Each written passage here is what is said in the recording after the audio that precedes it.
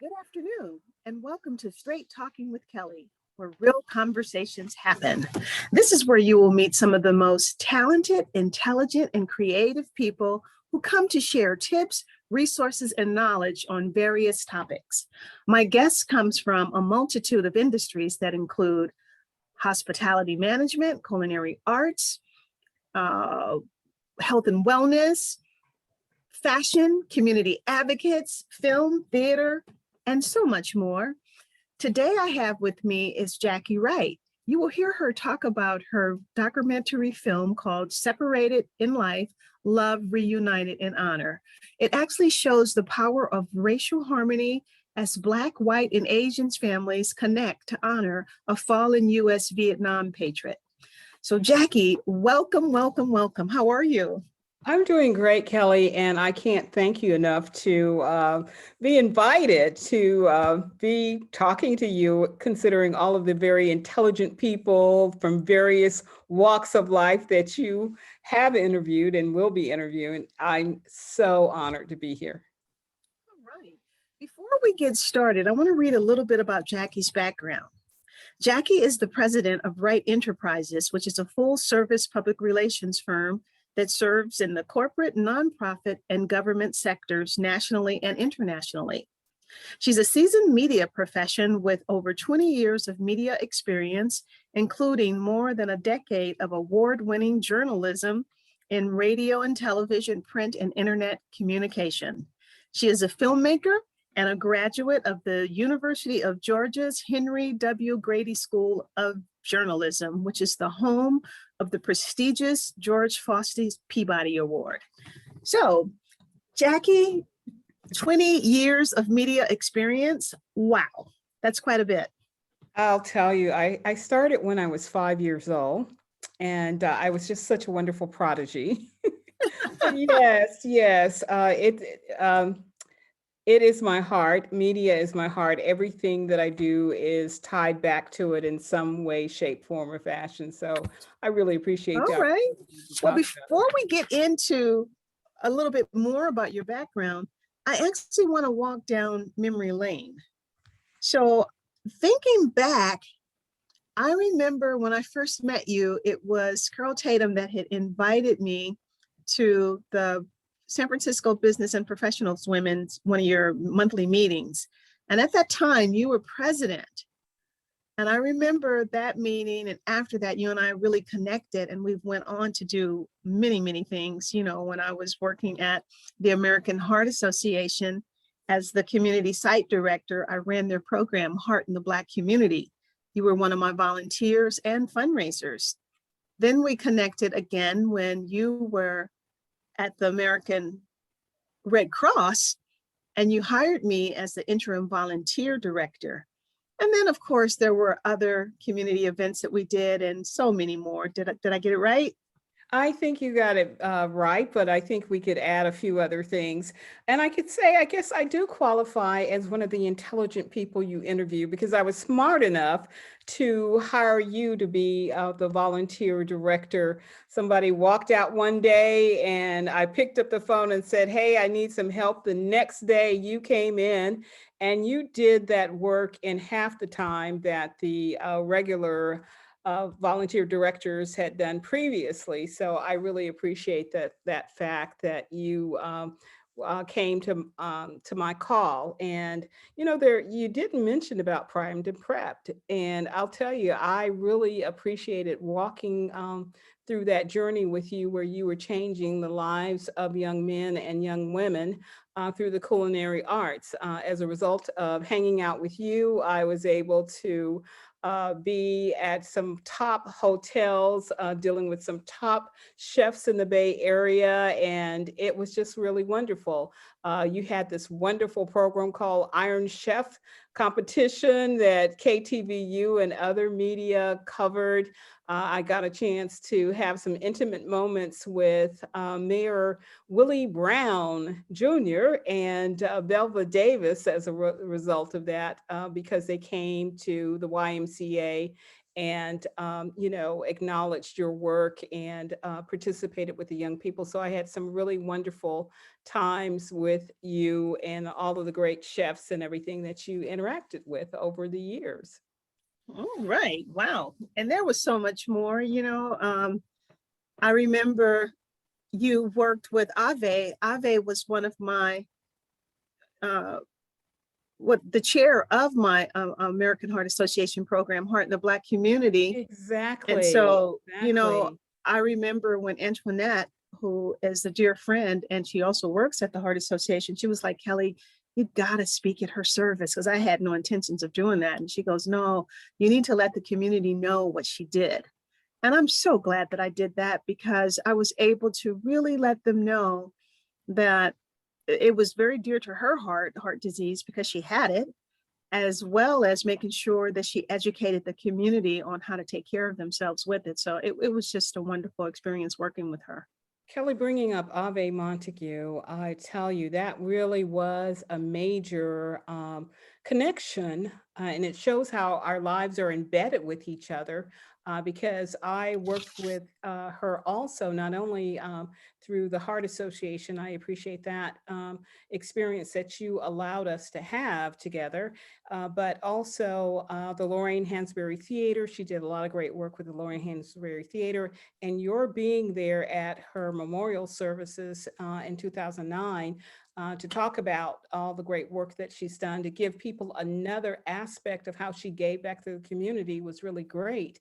And of course, her work with her founding, rather, not just work, but her founding of the San Francisco Black Film Festival had such an impact on my life. I really didn't realize that I would be so involved with it, but after she passed, her son took over, and I started working with him, and I just saw how hard she had been working and how she had built a legacy of Black media and Black narratives that San Francisco would be much poorer in terms of Sure. cultural experiences if it had not been for Ave Montague and the legacy she left for her son, and now her son has left that legacy for Ave's grandchildren as well.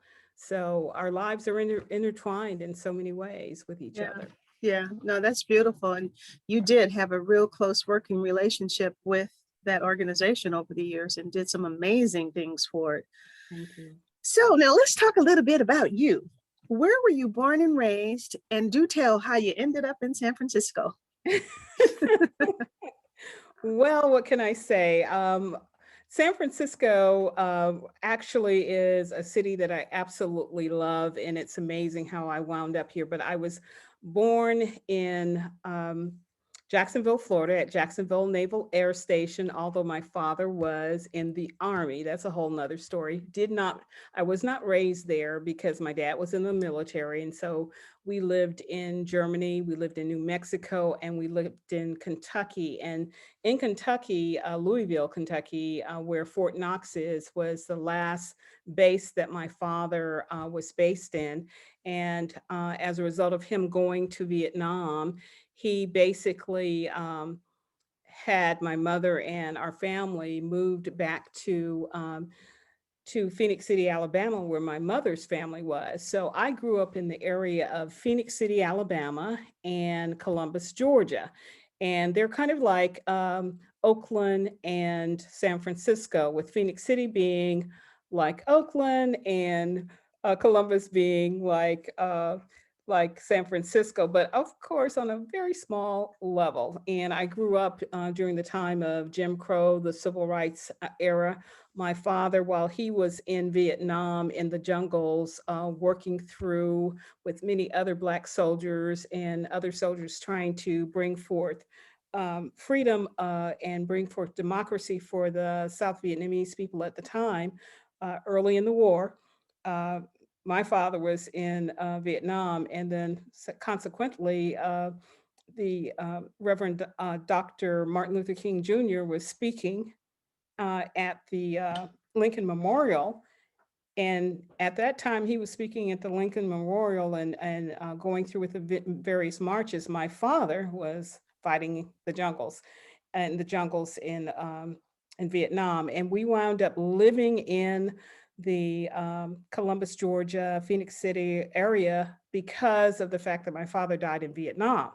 And so we weren't able to continue to his next post, which should have been Fort Hamilton. I was so excited, so ready to go. But 2 weeks before he came back home, he was chosen as an honor guard for Secretary of Defense Robert S. McNamara as he was viewing the troops. And my father's helicopter went down, and my father and a young white PFC, John Francis Shea, died March 9th, 1964 in Vietnam in the Mekong River. So I wound up growing up in the Columbus, Georgia area. And then as time went on, my siblings all moved to the San Francisco Bay Area. And I, in 1990, moved to the San Francisco Bay Area because I was going to be the only one east of the Mississippi left, because my daughter had decided to go to Baylor University to go to college. So I moved to San Francisco, and believe it or not, I didn't realize until many years later that San Francisco would have been the city my father would have stepped foot in the United States for the first time coming back from Vietnam. And then also in some of the research that I wound up doing in terms of my short documentary, I found out that my father's body was actually flown into the San Francisco Bay Area, right there in Oakland. And so I wound up being in a cherished place for me that I'm sure my father would have loved and cherished if he had had the opportunity to see it.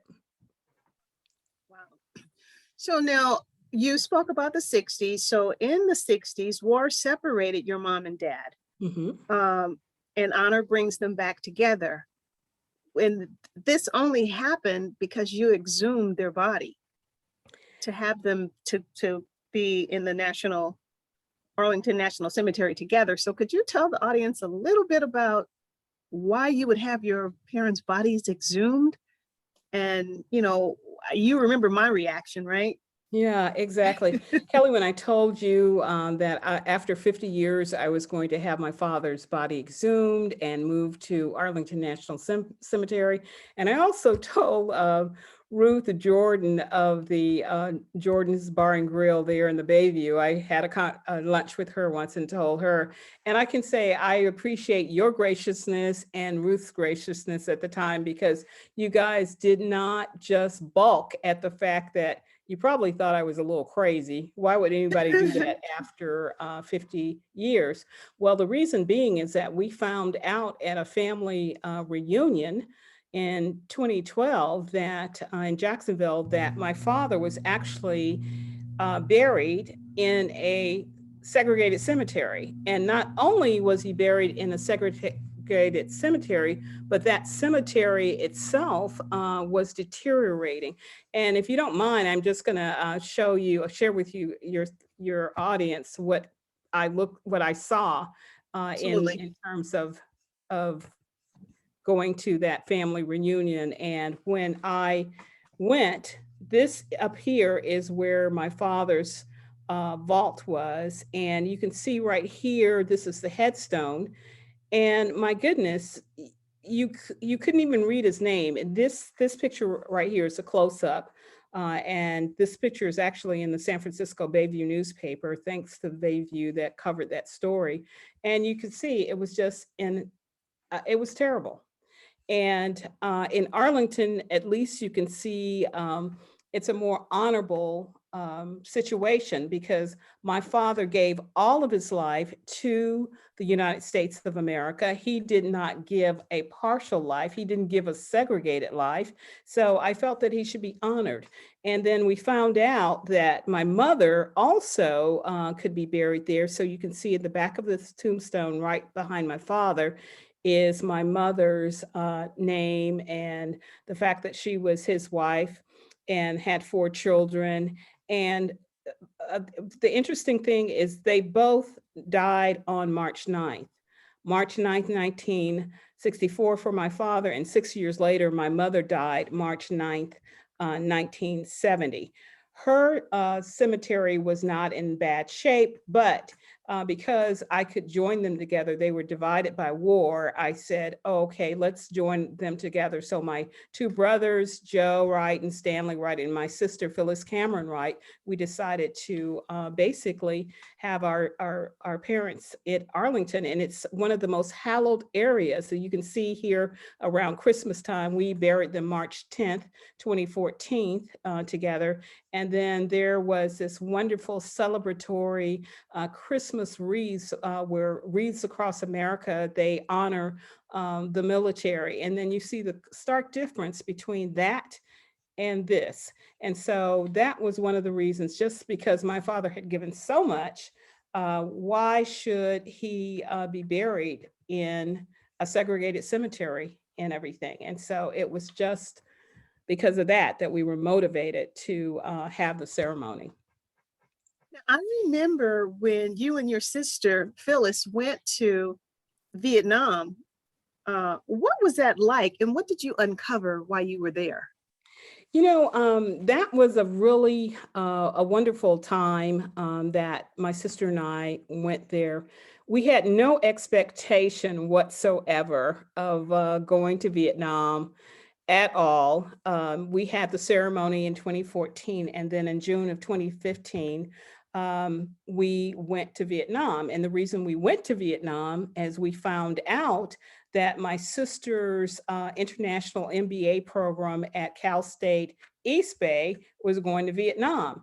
And we didn't find that out until several months into the program that my sister found out about that and everything. So we went from the ceremony to Vietnam. And if you don't mind, I'd love to share with you, not the ceremony and not my sister and I in Vietnam, but the ceremony itself that kind of prompted us to be more encouraged to go to Vietnam. It's only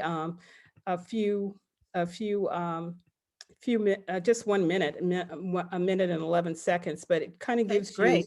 an idea of what prepared us and why we eventually went to Vietnam. So I'm going to just share this clip with you, your audience.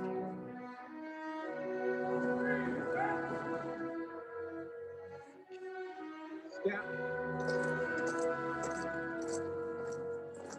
Specialist Wiley Wright served our nation with distinction, earning numerous awards and commendations to include the Purple Heart. Described by his commanding officer as a courageous man and brave under fire, Wida likewise understood the significance of sacrifice for the cause of freedom. Together, they earned their place on these sacred grounds. Together, they are at last laid to rest. To our brother-in-arms, Specialist Wiley Wright, our nation bestows military honor. In life, he honored the flag, and in death, the flag will honor him.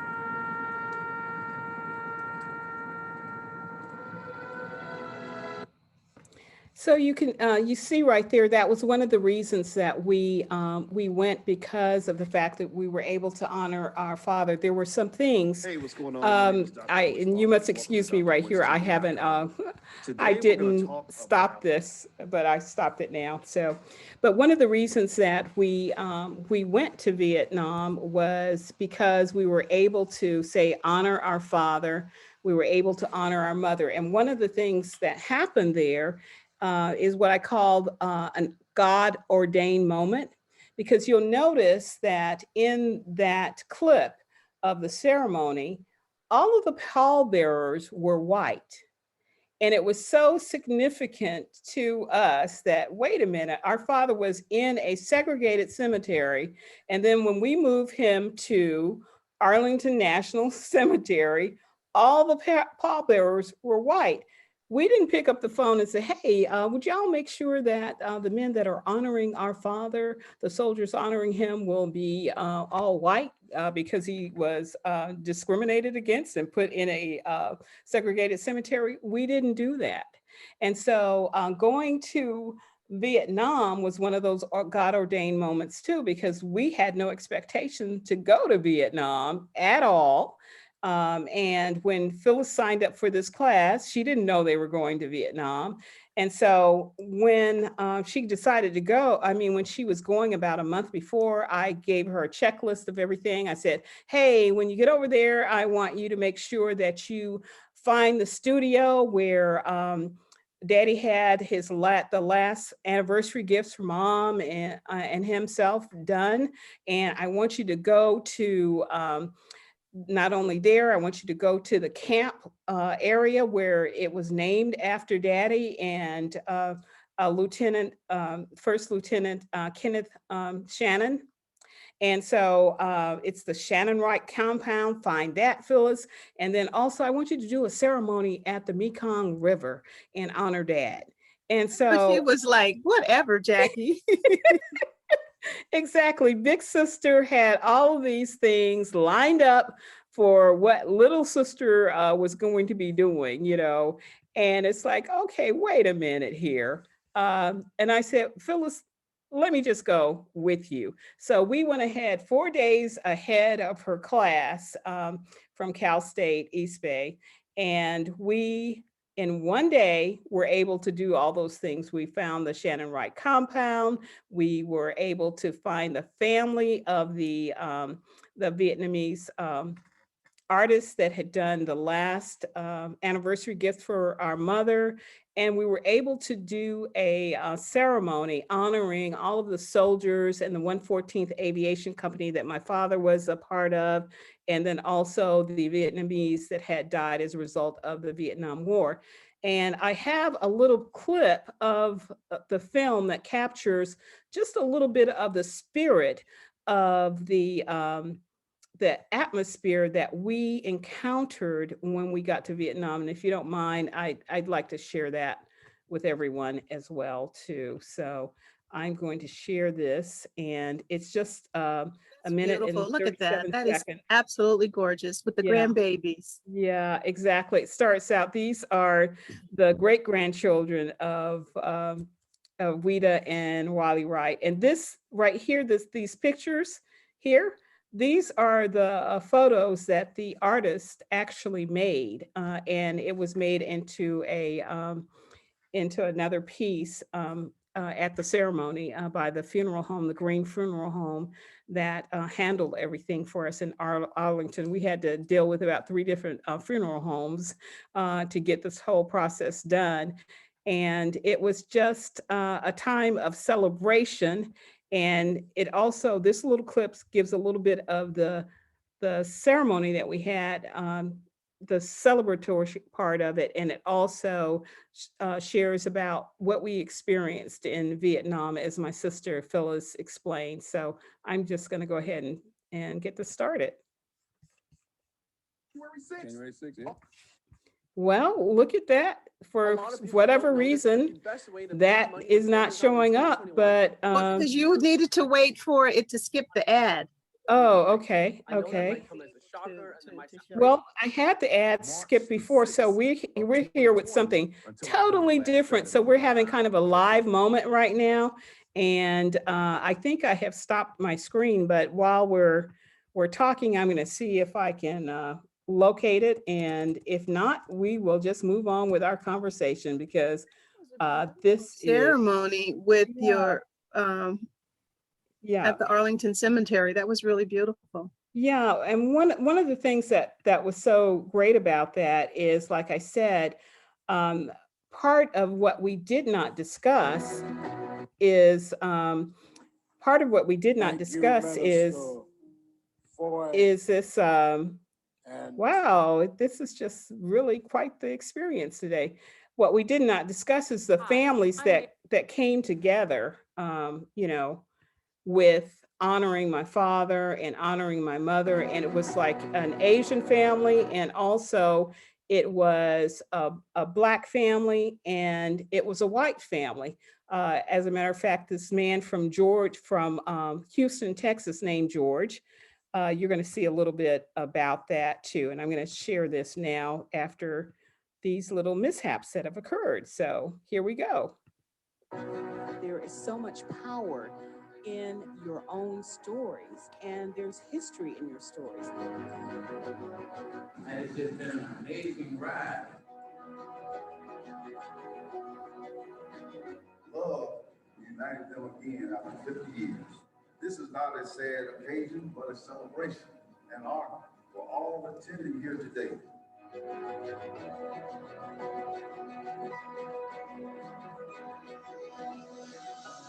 When it came to George Mole, him having such a love for our dad and the care that he had to want to express who our father was, and he cried at the ceremony, and that was just so touching and beautiful.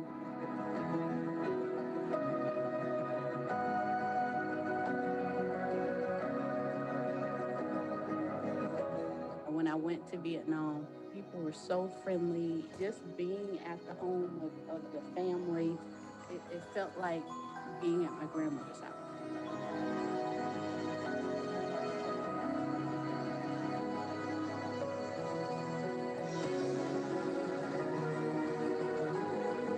Regardless of race or distance, we are so much more connected than we think. And let's start remembering that.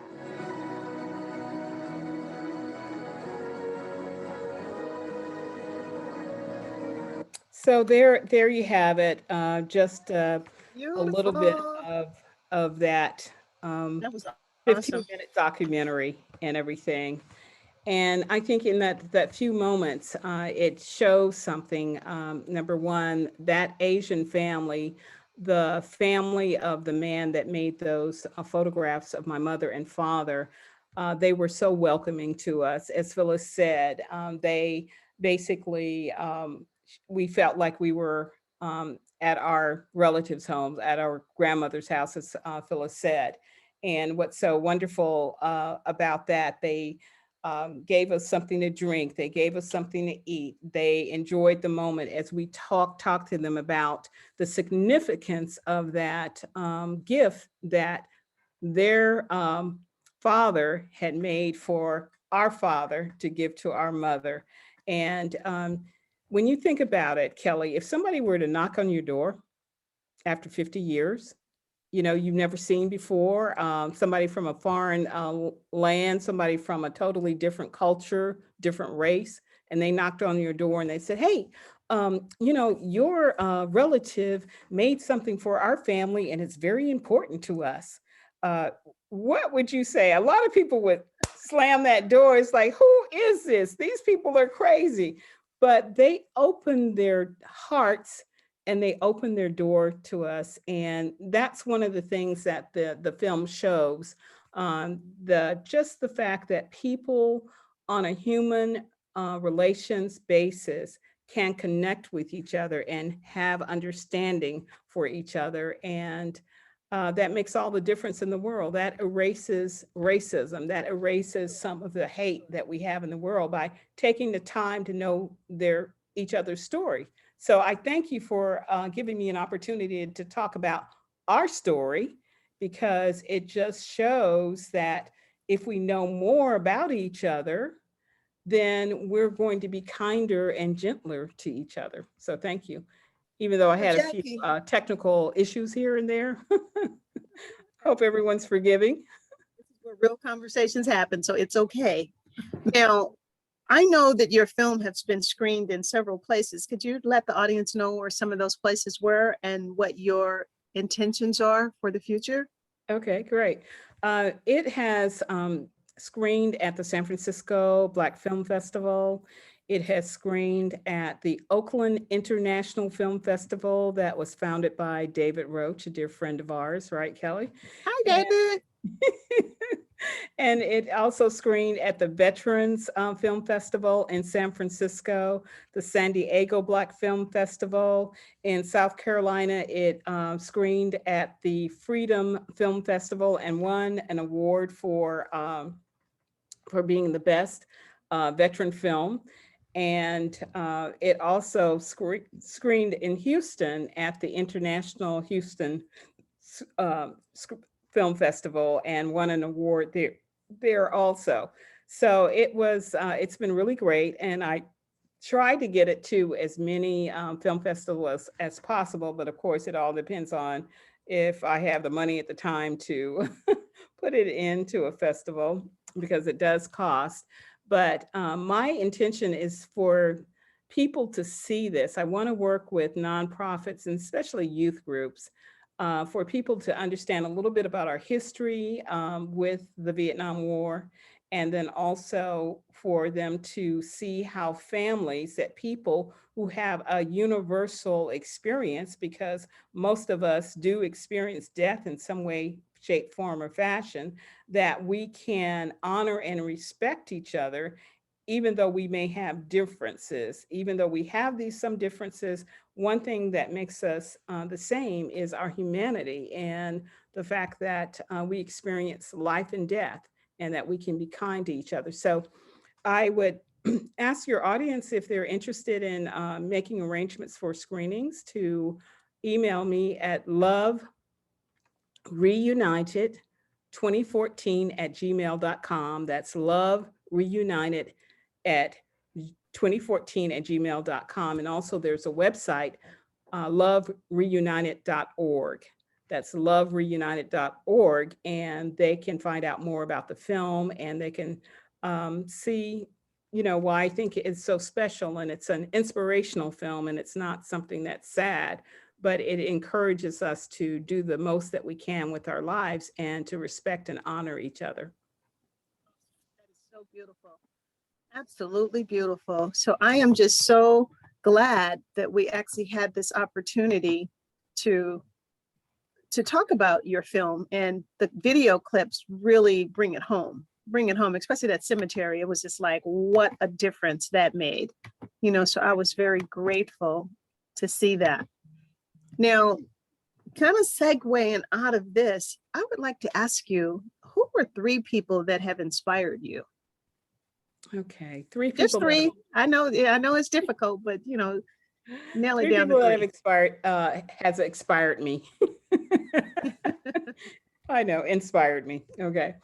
I would just say, first of all, my mother and father, because they were salt of the earth people. They loved one another, had a strong love for one another. The fact that my father made arrangements to have insurance money available if he died when he went to Vietnam. Before he went, he made sure that there was insurance on his life. And so my mother was able to take that money, and she was able to build a home, and she built it utilizing a Black contractor in the 1960s, which was very rare, by the name of Ed Stovall, and made a very distinctive home in Columbus, Georgia, 1103 Bedford Avenue. And if in Columbus, Georgia, and if people were to Google that, they would see how significant it is, because it was made out of Tennessee stone. And it was all because my mother opted to go with a Black contractor. So, and that home right now is utilized as a place for elders where they can live their latter lives. So it has a purpose. Wow, My nice. cousin, Katie Morris, bought the home and turned it into an elder care service. So that's another story in and of itself. And I guess I would look at Belva Davis and the work that she has done that's been really tremendous as a media person. And it ties in also her work with another woman that I really respect a lot, and that is Dr. Ramona Tasco, because Belva Davis and Ramona Tasco went to Kenya after the bombing of the US Embassy back in the 90s, and they worked on the video, of course, and then Dr. Tasco actually was helping care for people, and that care extended even years later, where she would self-deploy and work with Doctors Without Borders and others to help in situations like the earthquake that happened in Haiti in 2010. And I have clips of her, Dr. Tasco, working in the field, operating on people. And there are just so many wonderful people in that I could name in the Bay Area that have just done marvelous works. But I guess I would just focus on my parents as a couple, Belva Davis, and also Dr. Ramona Tasco. So I really appreciate that. And one point that I didn't mention, but I think that's significant, is my father as honor guard for Secretary of Defense Robert S. McNamara, who was there viewing the troops. His helicopter went down during that time and killed my father and a young white man, John Francis Shea, who was like 3 weeks from being 21 years old. So you have someone like my father, who was 32 years old at the time, and you have a 20-year-old that perished. This is a kind of a picture of America. And McNamara witnessed their deaths. And to me, it was like an omen to him that, hey, this war is really going to affect American people, whether they're Black or white. And he continued on with his strategy that really intensified that war that wound up killing 58,000 people. And if they had just adjusted early on, if he had just paid attention to that sign of him witnessing a young white boy and a young black man dying, that maybe the story would have been a little bit differently. It would have ended differently. So that's what I say Well, to that. that story is pretty deep, and there's so many layers to it. And I know that you can go on and on with it. And I'm just so glad that we were able to capture some of the moments right here on this podcast. So Jackie, tell me this, what would your 9-year-old little girl say to the adult Jackie now?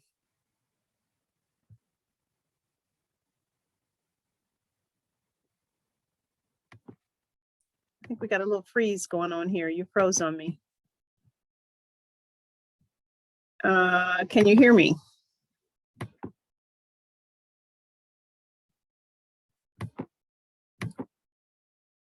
So Jackie, you froze on me. Okay, so I think what's going to happen is we're going to see if Jackie comes back. She's not back. So she ended up having to, I guess her connection disabled her. So I would just like to thank you all for listening to Straight Talking with Kelly, where real conversations happen. And thank our guest, Miss Jackie Wright, who actually talked about her documentary film, Separated in Life, Love Reunited in Honor, about her mom and dad's journey from being exhumed from their graves to being put together in Arlington National Cemetery. So it was a beautiful story. So I really do hope that you listen to the end. And again, Jackie can be reached at her lovereunited.org website. All righty. Thank you so much for listening. And I'll see you next time. Hello. Hi, Kelly. Oh, you came back, and I actually just kind of wrapped it up for you. I Yeah. was like, where did she go? Yeah, So yeah. just kind of, because I actually wrapped it up, but I will allow you to give some ending words to my listening audience. Kelly, I'd just like to say I cannot thank you enough for your allowing me to tell my story, because it is the story of thousands of Black families where we have given so much to the United States of America, but our stories are not often seen in the majority media. So thank you for this opportunity, and I hope that people will be inspired to find out more about it. And then anything I can do to help people tell their stories, I'd love to do so as well. Thank you very much. Thank you, Jackie.